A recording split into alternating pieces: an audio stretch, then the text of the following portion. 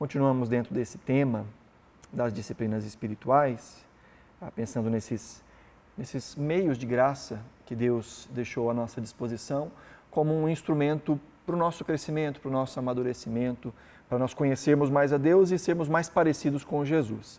Na última semana nós pensamos um pouco a respeito da disciplina do jejum, pretendo encerrar esse tema hoje, não que não tenha mais nada a se falar, que dá para a gente ficar muito tempo falando sobre jejum, mas daquilo que eu consegui organizar de uma maneira mais didática para a gente entender a forma correta de encararmos o jejum, sempre pensando nessa busca de uma postura equilibrada, de não olharmos para o jejum como resposta para todas as coisas, mas também de não desprezarmos o jejum como uma prática válida no Novo Testamento.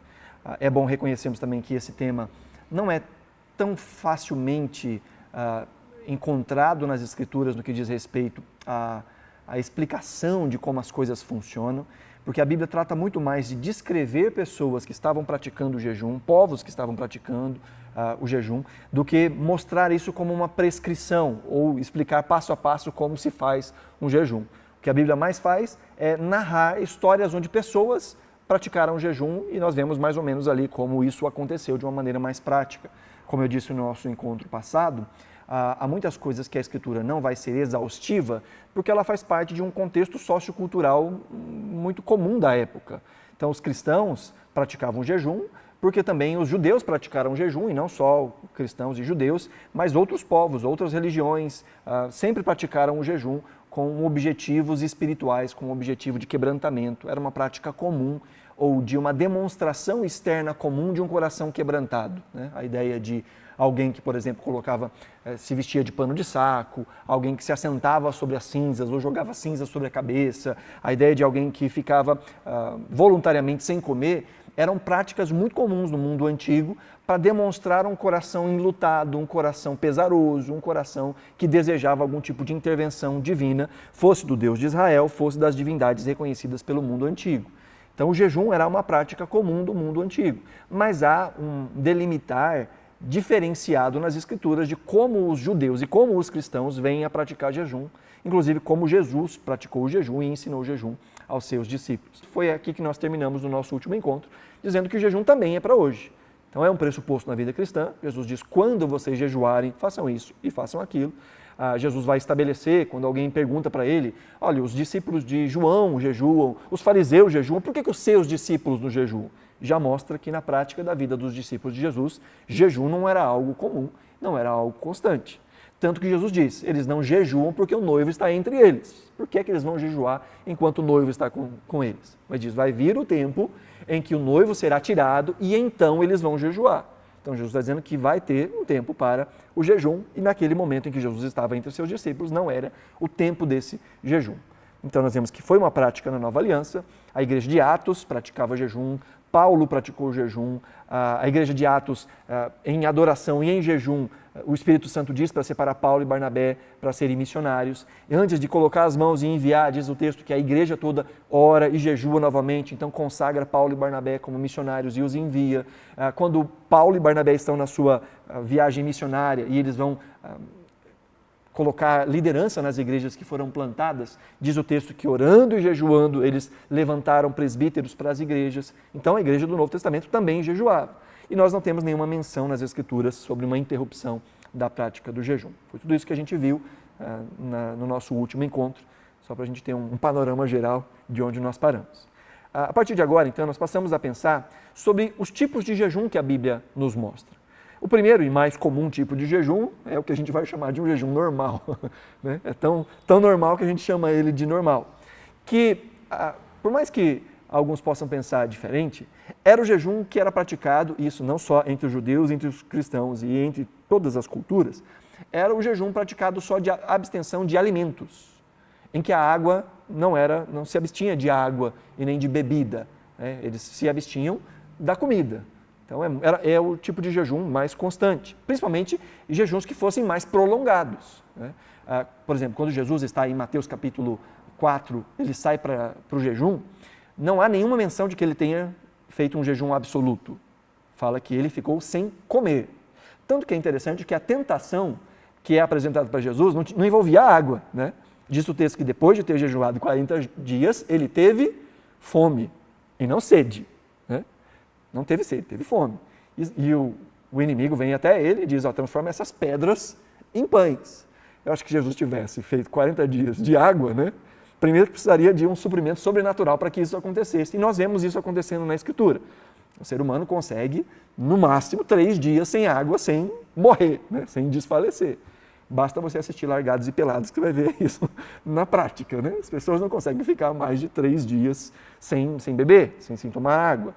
Então o jejum mais comum era esse, de abstenção. E Jesus vai passar 40 dias. E esses 40 dias não se fala nada a respeito de beber. Né? O texto diz, lá em Lucas capítulo 4, que Jesus não comeu nada durante 40 dias. Em Lucas 4, a partir do versículo 2. Jesus não comeu nada, não fala nada sobre a ausência de líquido. E o que era muito comum. E isso também na prática judaica.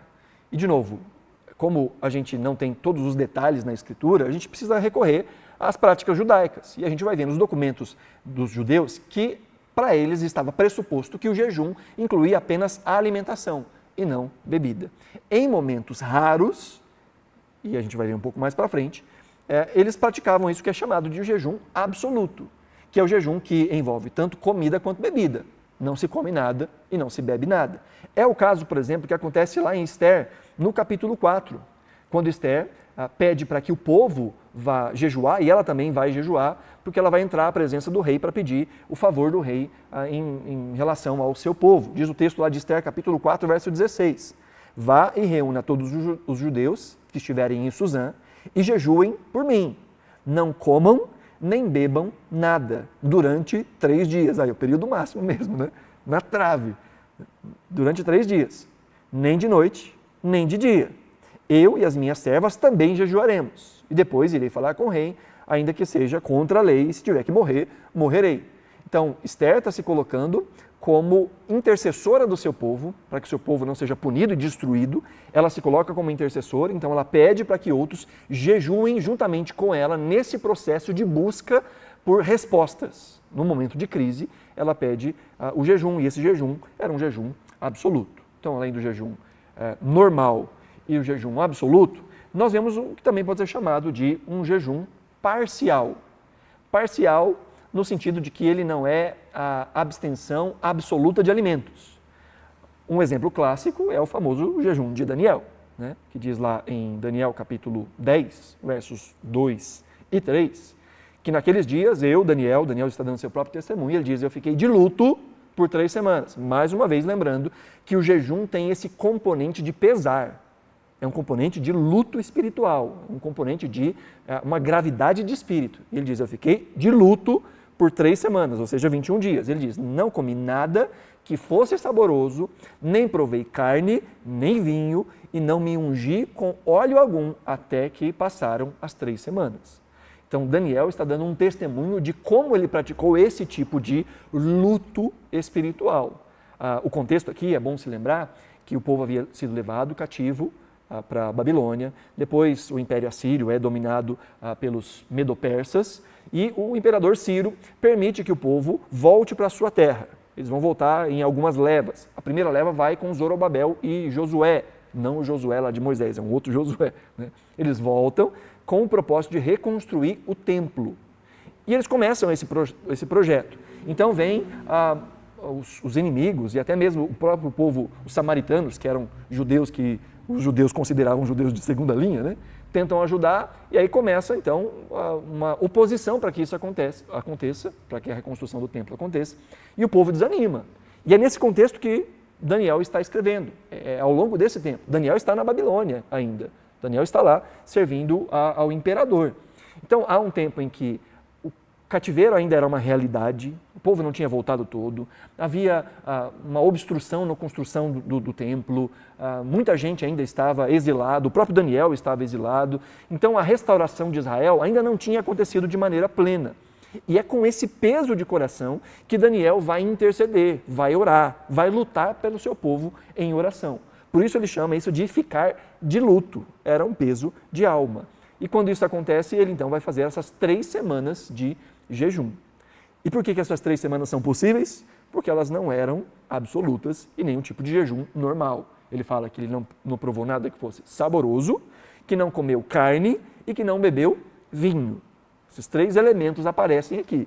Então ele tinha outros tipos de alimentação. E ele junta isso com esse compungir fisiológico, também com a ideia de eu não me ungir com óleo algum. De novo, lembrando que dentro da cultura antiga, a unção com óleo era inclusive um jeito de amenizar o calor, era um jeito de trazer algum conforto para o corpo. Quando os judeus jejuavam, eles tiravam todos os confortos que eles podiam. Inclusive na época do dia da expiação, eles que costumavam caminhar com sandálias de couro, né, que era mais confortável, no dia da expiação eles tiravam até a sandália de couro. Que a ideia é se afligir de maneira completa. Então Daniel aqui, na sua prática devocional de 21 dias, ele se abstém daquilo que era saboroso, mas ainda assim se alimenta. E na verdade, gente, nós não vamos encontrar na Escritura outro tipo de jejum nesses moldes. Isso é uma coisa que a gente vê em Daniel. Alguns tentam forçar, por exemplo, o próprio livro de Daniel no capítulo 1, quando Daniel e os outros 3, que vão ser chamados Sadraque, Mesaque e Abednego, ficam ali 10 dias sem provar da mesa do rei. Lembra desse texto? São trazidos ali, mas ali é um outro contexto, não era jejum. Ali era uma abstenção mesmo de comida por questões religiosas, espirituais também. Mas é porque a comida real era uma comida consagrada a ídolos. Então eles não querem se contaminar com um tipo de comida que era uma comida que ia contra as suas próprias práticas. Não é que eles estavam fazendo jejum, eles estavam propondo um tipo de dieta alternativa para que eles pudessem se livrar daquilo que era errado dentro da sua própria visão de fé. Então eles propõem isso para aquele que cuidava deles. Vamos fazer o seguinte, a gente não come da mesa do rei, a gente vai comer só legumes. Tá? E aí você vê como é que a gente vai ficar. E Deus sobrenaturalmente dá a eles saúde, apesar de eles terem se abstiveram de toda a comida disponível da mesa do rei. Então não dá para dizer que aquilo foi um jejum parcial, porque não era esse o propósito. Outros vão tentar forçar a barra, e essa é engraçado, com João Batista. Que João Batista se alimentava do quê? De mel e gafanhoto. Tá vendo? Ele fazia um jejum parcial ali. Ele se absteve de toda a comida e ele só comia gafanhoto e mel silvestre. Mas também, de novo, essa não é a ideia. Não há nenhuma menção de que isso fosse um jejum. Mas que ele estava no deserto, vestindo roupas de couro de camelo. A ideia é de humildade, de contrição completa. Então comia o que achava, comia o que dava, comia o que conseguia. Essa é a ideia. Não é a ideia de ele estava fazendo um jejum parcial. Então ele se absteve de todo tipo de comida, só comia gafanhoto e mel. Não é essa a ideia. Então nessa ideia de jejum parcial, a única base que a gente vai ter, sólida para pensar nisso, é esse texto de Daniel, capítulo 10. Tá? Então além do jejum normal, absoluto e parcial, nós vemos um outro tipo de jejum, que é o jejum sobrenatural. E por ser sobrenatural, não é qualquer pessoa que consegue fazer. Na verdade, nem é aconselhado que ninguém tente fazer. Né? Que é, por exemplo, o jejum que Moisés faz lá em Êxodo capítulo 34, em que ele fica 40 dias sem comer e sem beber. Né? Então, precisa de fato, de uma ajuda né, de Deus para que isso seja possível. Moisés está num contexto em que ele está no alto do Monte Sinai, em um período de consagração profunda, em que ele vai receber as tábuas da aliança, as tábuas da lei. Né? Então é um contexto completamente diferente. Ele está face a face com Deus, diz o texto. Né? Ele conversa com Deus. Há uma presença corpórea de Deus ali por meio de uma nuvem, relâmpagos e trovões. Então assim, é um negócio completamente fora da normalidade. Há um outro texto que dá a ideia também de um jejum assim sobrenatural, que é lá 1 Reis capítulo 19, logo depois de Elias, lembra que Elias está na caverna, né, depressivo, a Jezebel fala que vai arrancar a cabeça dele, aí ele vai para o meio do deserto, senta embaixo de uma árvore, fala assim, Senhor, eu quero morrer, tira a minha vida, né? E aí Deus fala para ele, calma, dá uma descansada, e aí traz para ele ali uma comida, e ele come, e ele bebe, e Deus diz para ele, vai caminhar, vai que você tem uma tarefa a fazer. E depois desse tempo de alimentação sobrenatural, diz o texto que ele caminha por 40 dias. Ali não há nenhuma menção de que ele tenha parado para comer ou para beber. Então é daí que vem a ideia de que possivelmente ele tenha feito um jejum de 40 dias nesse processo, após ter comido uma comida que foi diferenciada, uma comida que foi trazida pelos próprios anjos, por assim dizer, né? Mas, de novo, eu acho que isso é forçar um pouco a barra, porque o texto não fala nada de que ele ficou sem comer e sem beber, só fala que ele caminhou por 40 dias. Aí, como não faz uma menção de que ele tenha parado para comer em algum momento, vamos dizer, então pode ser que ele tenha feito um tipo de jejum aí absoluto, mas não dá para saber ao certo. E, de novo, até o próprio jejum de Jesus de 40 dias, nós não temos uma menção de que ele tenha ficado sem beber durante 40 dias. Embora jejuar por 40 dias seja, de fato, algo muito difícil, mas não impossível. Há muitos cristãos, ao longo da história, que jejuaram por 40 dias, obviamente, se hidratando, e, inclusive, uma das grandes recomendações, se hidratar e se hidratar bastante. Mas o jejum sobrenatural a gente encontra na Escritura. Só não é prescrito para nós e toma cuidado. E eu não aconselho. O Ministério da Saúde adverte, não pratique um jejum sobrenatural. A não ser que Deus apareça para você em carne e osso, talvez numa nuvem ou com vários raios e trovões, né, e te diga que vai te dar para você as tábuas dos novos 10 mandamentos, o que não vai acontecer. Então, pensa aí no normal, fica no normalzinho, né, ou no parcial, e se for absoluto, vai com calma aí, tá? Pensando ainda nos tipos de jejum, nós vemos duas modalidades basicamente. O jejum que é particular, que são os mais comumente mostrados na Escritura, que é inclusive o jejum que é ensinado por Jesus ali em Mateus capítulo 6, ele fala quando você jejuar, não fica aparecendo para os outros que você está jejuando, né? Lava o rosto, penteia o cabelo, passa um olhinho na cara, para ninguém ficar percebendo que você está jejuando, e o seu pai que te vê em secreto, ele vai te recompensar. Então ali é uma ideia de um jejum mais particular, mais seu mesmo, né? E é o que a gente vê várias vezes na Escritura, como o próprio jejum do povo de Nínive. Era um jejum, embora coletivo, era um jejum que todo mundo ali estava praticando na sua casa, né? Sozinho. O próprio jejum de Neemias, o jejum de Esdras, né? Ele vai conclamar, mas é um jejum também de característica individual. O jejum comunitário é esse que a igreja se reúne para jejuar mesmo, né? Ou que há uma convocatória, como é o caso que acontece lá em Atos capítulo 13. Diz que a igreja estava orando e jejuando quando Deus falou para separar a Paulo e Barnabé. Paulo e Barnabé? Paulo e Barnabé.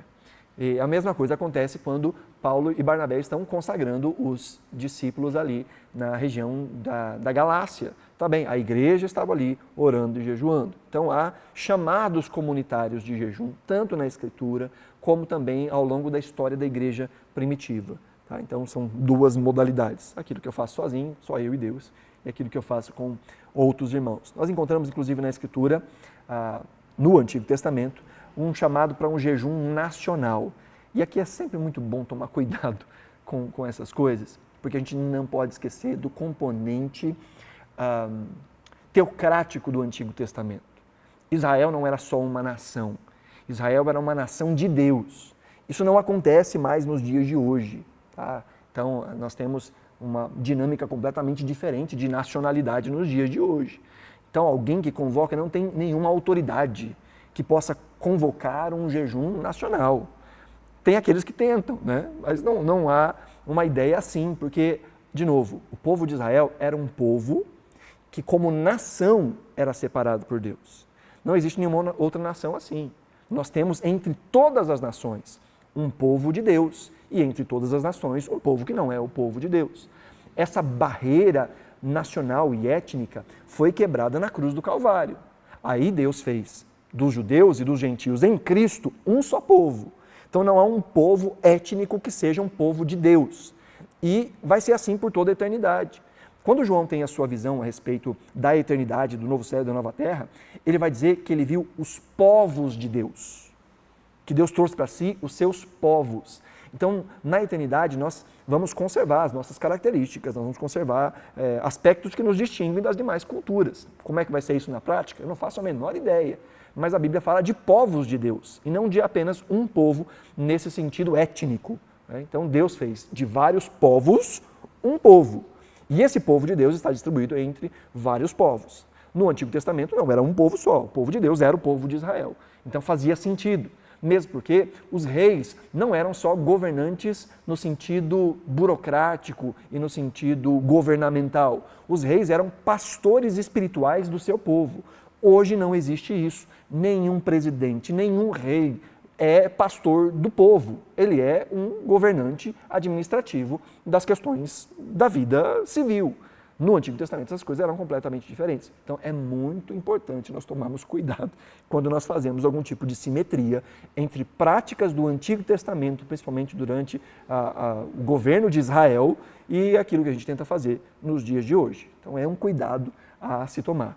A gente pode tentar, como comunidade, como igreja, todas as igrejas vão tentar fazer um jejum pela nação, ok, tudo bem, mas a gente não pode achar que isso é a mesma coisa que acontecia no Antigo Testamento. Tá? As coisas são completamente diferentes. Agora pensando nos princípios para o jejum. Então o jejum ele está sempre ligado à oração e devoção. Jejum que é feito sem oração e sem devoção é só passar fome. Tá? Sinto muito dizer, mas eu sei que muita gente já passou só fome. A pessoa fala assim, eu vou fazer uma semana de jejum, mas não tira meia hora para orar. Então é uma semana de fome. Né? Tanto que quando você olha para momentos delongados de jejum, são momentos delongados de afastamento da vida comum para jejuar. Jesus, quando vai fazer 40 dias de jejum, ele não está fazendo isso enquanto está caminhando com os discípulos, curando, indo de um lado para o outro. O que ele faz quando ele vai jejuar 40 dias? Ele vai para o deserto, ele se afasta. Então, jejuns delongados são esses jejuns que a gente tem que planejar. A gente precisa de tempo para jejuar e orar. Porque jejum sem oração é só greve de fome. Jejum sem oração é só passar fome. O jejum precisa estar conectado à oração. Quer ver um texto interessante? Eu falei de Isaías 58, se você quiser abrir aí Isaías 58. Nós vemos exatamente a crítica de Deus a respeito de um tipo de vida de jejum que não era dedicado de fato. Isaías 58, vamos ler o verso 2, diz assim, mesmo nesse estado, o povo ainda estava rebelde, mas ainda assim estavam buscando a Deus, então diz o texto, mesmo nesse estado, ainda me procuram dia a dia, têm prazer em saber os meus caminhos, como o povo que pratica a justiça e não deixa o direito do seu Deus. Perguntam-me por sentenças justas, tem prazer em se aproximar de Deus. E como é que esse povo se aproximava de Deus, diz o versículo 3? Dizendo, por que jejuamos, se tu nem notas? Por que nos humilhamos, se tu não levas isso em conta? A resposta de Deus a essa pergunta é, acontece que no dia em que jejuam, vocês cuidam dos seus próprios interesses e oprimem os seus trabalhadores. Eis que vocês jejuam apenas para discutir, brigar e bater uns nos outros. Jejuando assim, como hoje, o clamor de vocês não será ouvido lá do alto. Seria esse jejum que eu escolhi, que num só dia a pessoa se humilhe, incline a sua cabeça como um junco e estenda debaixo de si pano de saco e cinza? É isso que vocês chamam de jejum e dia aceitável do Senhor? Veja, Deus está corrigindo a prática de jejum do povo. Eles achavam que era só ficar passando fome. E vocês vão passar fome e continuam cuidando dos interesses de vocês? Continuam vivendo a vida normalmente? Continuam agindo até mesmo com injustiça? Vocês acham que esse é o tipo de jejum que é só passar fome um dia, está tudo bem, está tudo certo? E vocês não juntam a isso uma prática de vida de justiça? Então presta atenção. O texto diz, e Deus está criticando, que o povo tirava jejum, mas continuava cuidando dos seus próprios interesses. O jejum é o tempo de afligir os nossos próprios interesses. É o tempo de nós deixarmos de lado as nossas próprias vontades e, inclusive, de deixar de lado a nossa rotina. É por isso que jejuns demorados são muito difíceis de serem feitos, porque eles exigem de nós uma dedicação maior, inclusive de tempo, para devoção e oração. Então dá para fazer um jejum de meio-dia, porque eu vou tirar o meu momento de almoço, de café da manhã, para me aplicar a coisas que são espirituais. Eu vou usar esse tempo para orar, eu vou usar esse tempo para meditar nas Escrituras, porque eu estou nesse espírito e, de novo, eu vou ter que repetir isso. Jejum é sempre esse estado exterior que está mesclando ou está junto com esse estado interior de urgência espiritual. Não é só ficar sem comer, é estar com o coração faminto. Entende isso, a diferença? Não é só parar e não se alimentar. É um estado de atenção constante. Então, se eu vou tirar meio-dia, um jejum parcial de meio-dia, o meu coração está angustiado em oração esse dia todo, esse tempo todo. Porque o jejum eu vi uma expressão, não lembro agora quem falou isso, se foi o John Piper que falou isso. Ele disse que jejum é a oração do corpo. Enquanto a gente ora com a mente, com a boca, né? Quando a gente faz jejum é como se o corpo estivesse orando. É esse senso de profunda dependência de Deus. Então ele precisa estar conectado com a oração. Quando a gente olha para as Escrituras, mesmo em contextos em que nós não vemos o povo de Israel, por exemplo, como eu citei o caso de Nínive, que faz um jejum, o jejum está conectado a um coração arrependido. Quando Jonas prega ao povo de Nínive e eles se arrependem dos seus pecados, diz o texto que o rei conclama um jejum para que ninguém comesse nem bebesse, nem os animais, e para que eles pedissem a Deus que tivesse misericórdia deles. Então, mesmo um povo pagão conectou jejum à oração. E a gente vai ver sempre a prática junto, entre jejum e oração, sempre ligado nesse ambiente de devoção. Tá? Então, é preciso usar esse tempo em que eu estaria comendo, e essa vontade de comer, para que ela se transforme em vontade de buscar a Deus.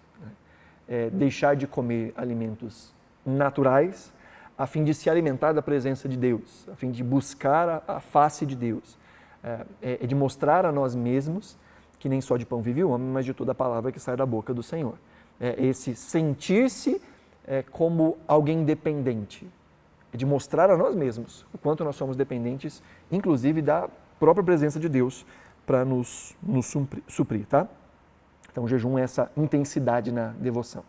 Outro princípio importante, tem que ter propósito espiritual. O jejum tem propósito espiritual. Eu não jejuo para Deus me dar um carro. Eu vou jejuar até eu arrumar um casamento.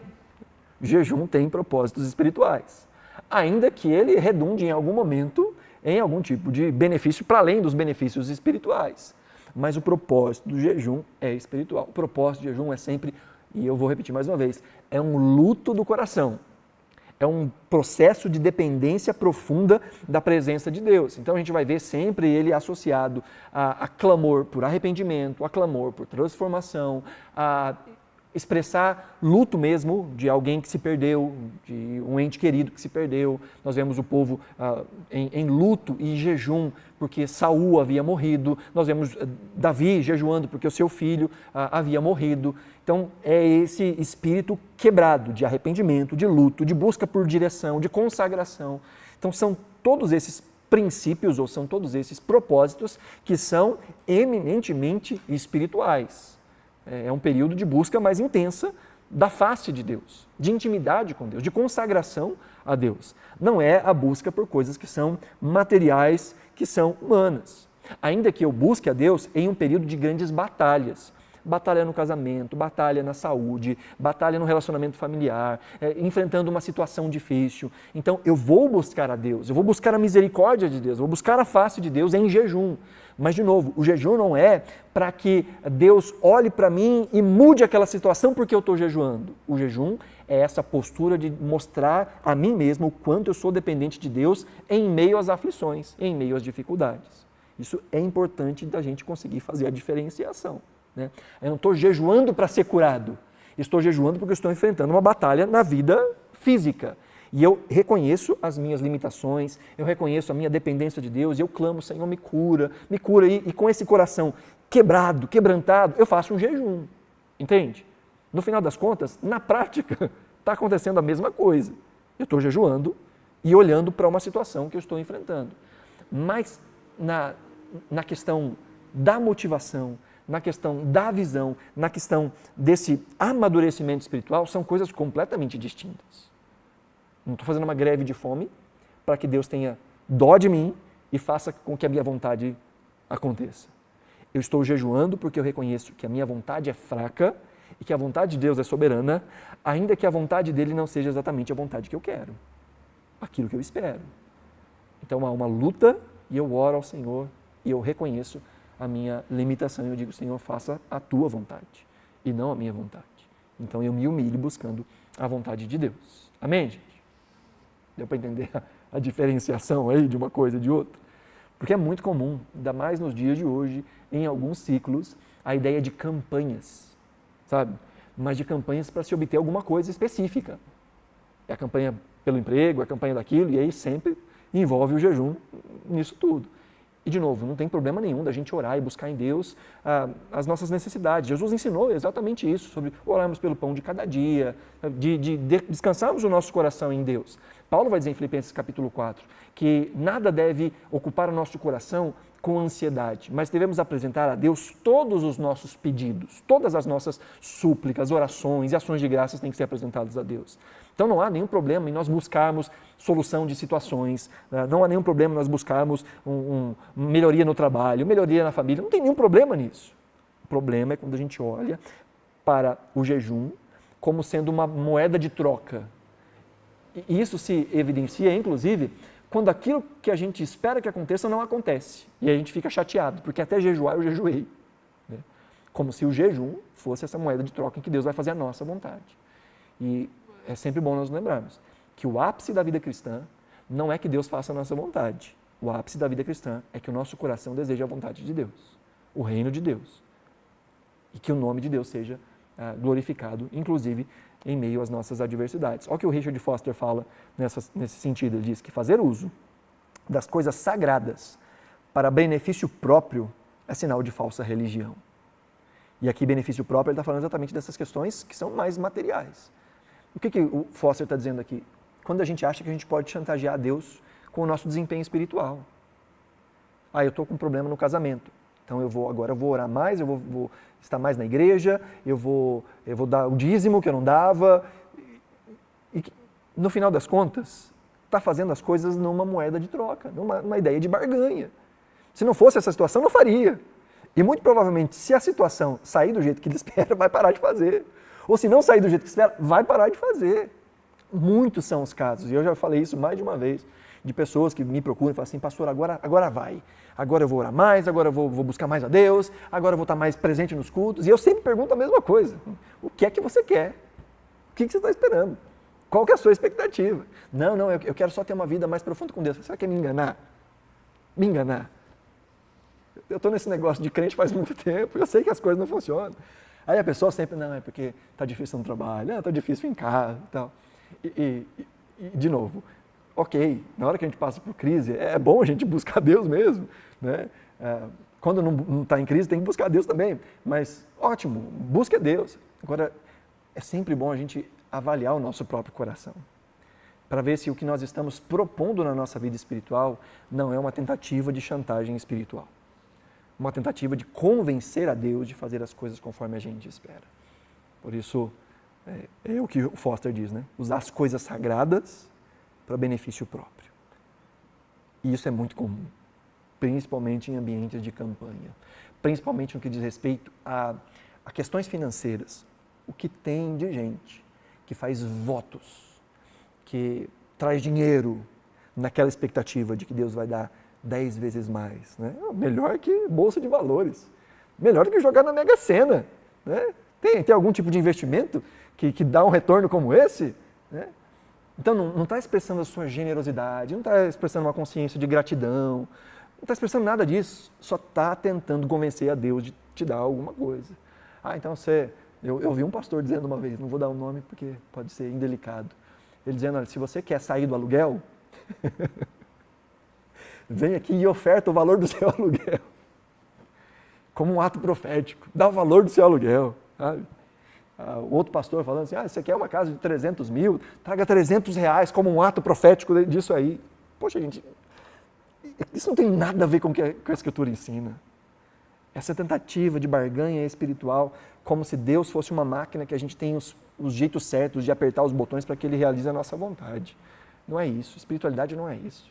Espiritualidade é conhecer o nosso próprio coração, conhecer quem é Deus e essa amálgama de pedir para que Ele nos transforme cada vez mais parecido com Ele e menos parecido com a gente. Mais parecido com Jesus e menos parecido com esse mundo. Isso que é espiritualidade, isso é maturidade. E Deus faz isso, inclusive, através das práticas das disciplinas espirituais. Então, o jejum faz isso com a gente, mostrar que a gente depende mais de Deus do que de comida. O jejum treina o nosso autocontrole, mostra a nós mesmos o quanto nós não conseguimos nem ficar sem comer. Ah, minha fé é muito forte. Aí eu vou fazer um jejum e eu fico louco de fome. E é interessante, não sei se já aconteceu com você, mas eu fico sem comer de boa. De boa. Passo um dia inteiro sem comer de boa. Mas põe na minha cabeça que eu vou jejuar. Parece que todos os músculos internos do meu estômago começam a gritar. Se fosse em outro momento, não dava fome. Mas porque eu coloquei na cabeça, eu vou entrar no período de jejum, aí dá fome. Aí aparece gente com pudim, né?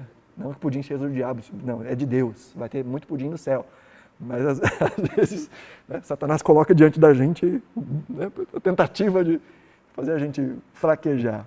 Né? Então é de fato uma luta com a gente mesmo, né, a fim de buscar uma maturidade espiritual. Tá? Vamos lá. Outro princípio importante do jejum: jejum não é penitência, jejum não é autossacrifício, jejum não é flagelo. Esse é um pensamento pagão.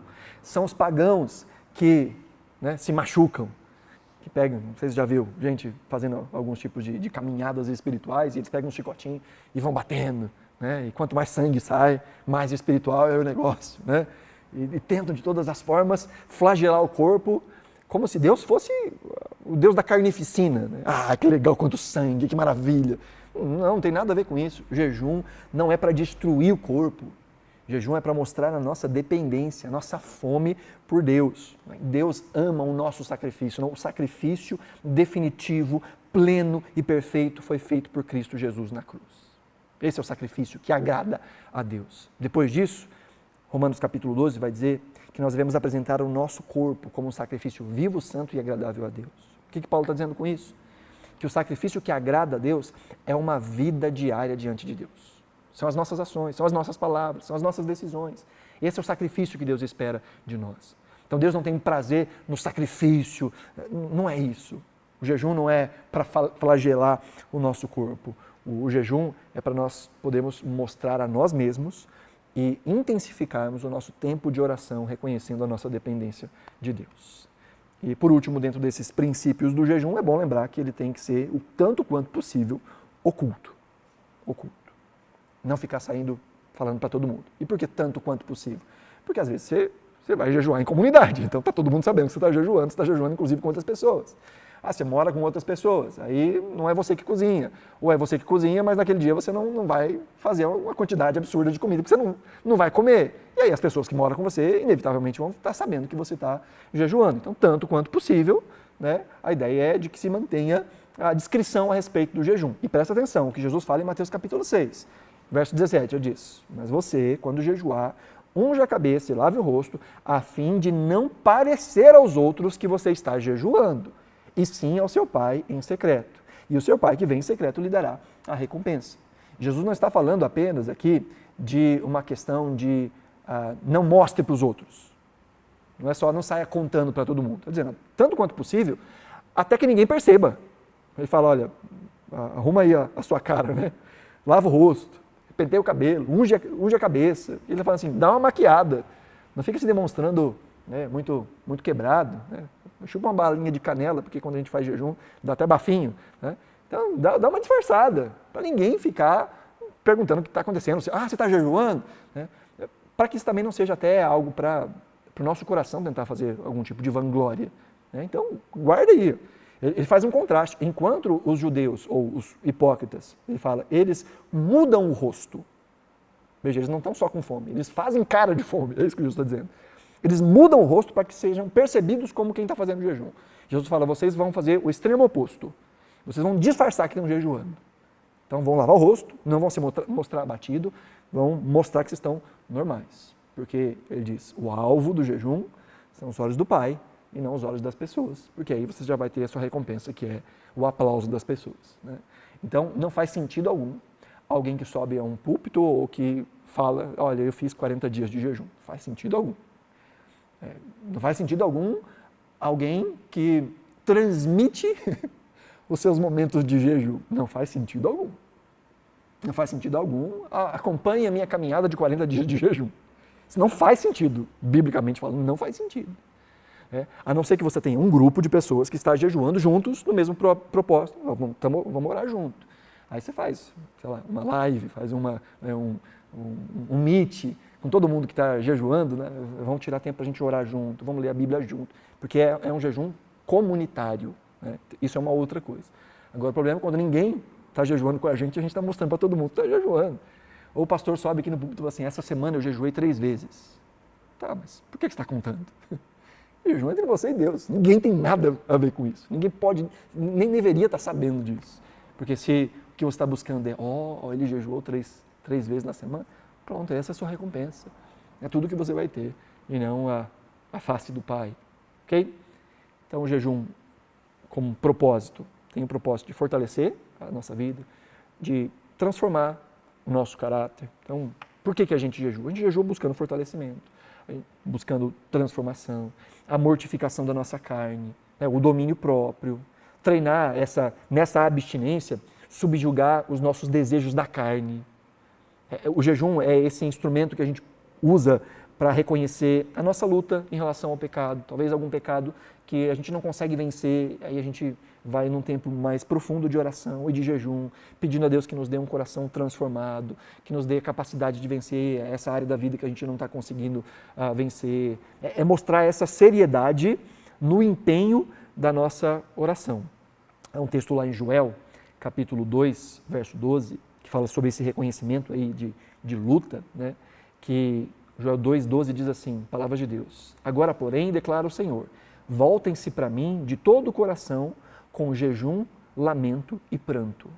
Deus chamando o seu povo para uma postura de arrependimento diante dos seus pecados e dos seus erros, que envolva jejum, lamento e pranto.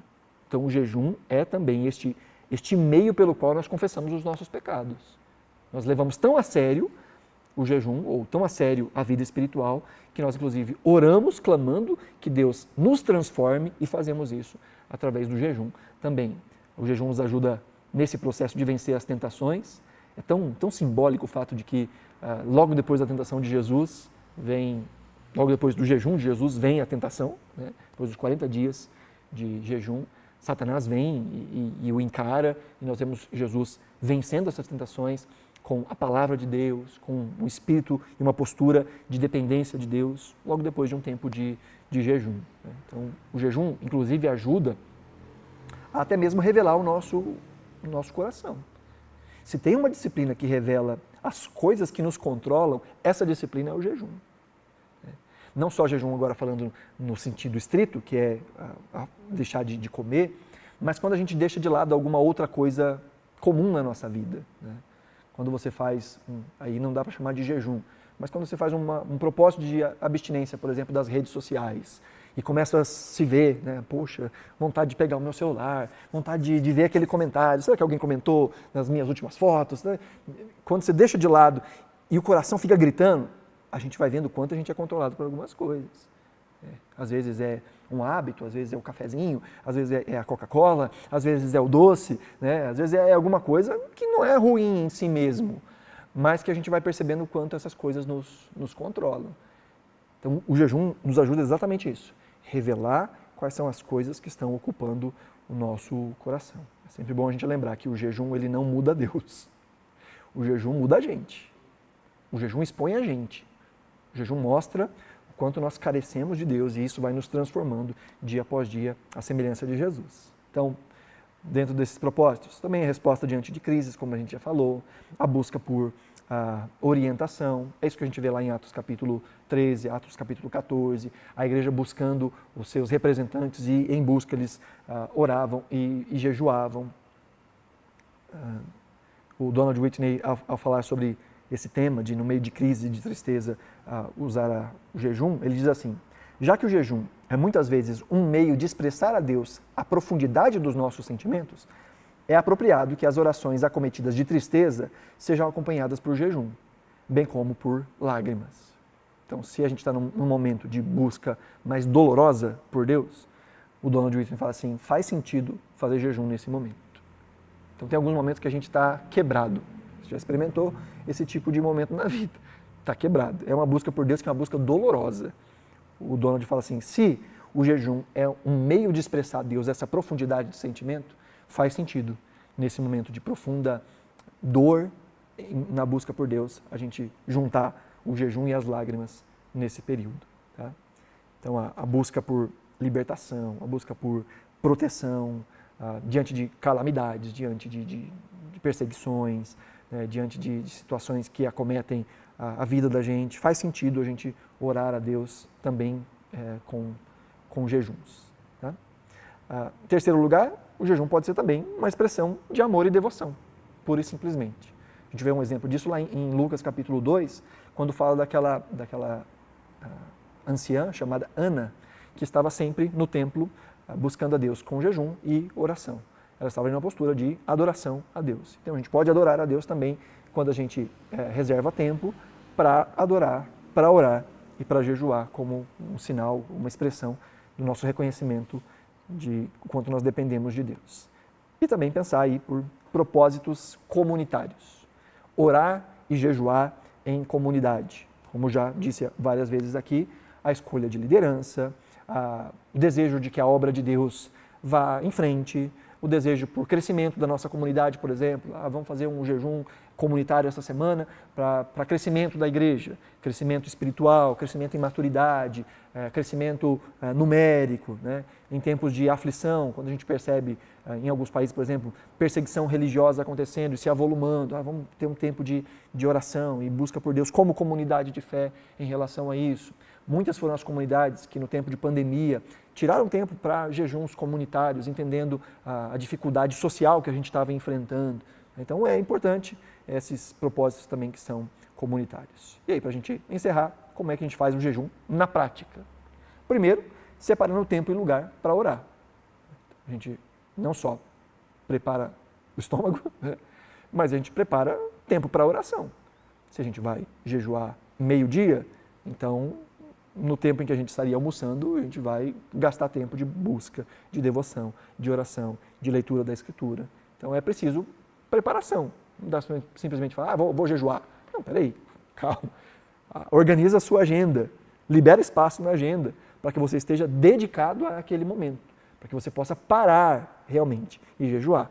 Não só ficar passando fome, não só ficar sem comer, mas parar para que o coração, a mente estejam envolvidos com o jejum. Principalmente se o jejum for mais demorado. Aí precisa, sim, de um planejamento ainda maior no que diz respeito aí à agenda, né? Então, a nossa vida que está a oração na prática, mas é jejum, tá? Fazer isso gradualmente. Desculpa, fazer isso separadamente e planejadamente. Mas, iniciar gradualmente. Não começa com 40 dias de jejum. A possibilidade de dar errado é muito grande. Então começa pouco.